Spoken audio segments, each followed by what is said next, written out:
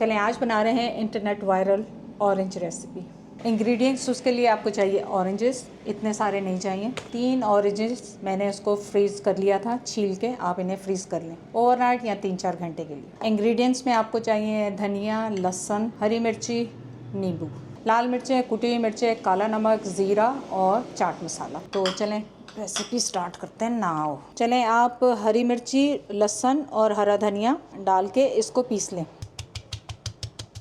एक बोल ले लें और उसमें आप अपने सारे फ्रोज़न ये डाल दें ऑरेंजेस। अब कुछ भी नहीं करना, आपने सिंपली इसमें क्या डालना है, जो आपने कुटी हुई हरी मिर्ची और धनिया वो डाल दिया। इसमें सारे स्पाइसेस जो हैं आपके पास, आपने सारे स्पाइसेस डाल देने इसके अंदर, ये देखें। और फिर आपने इसमें नींबू छिड़क देना।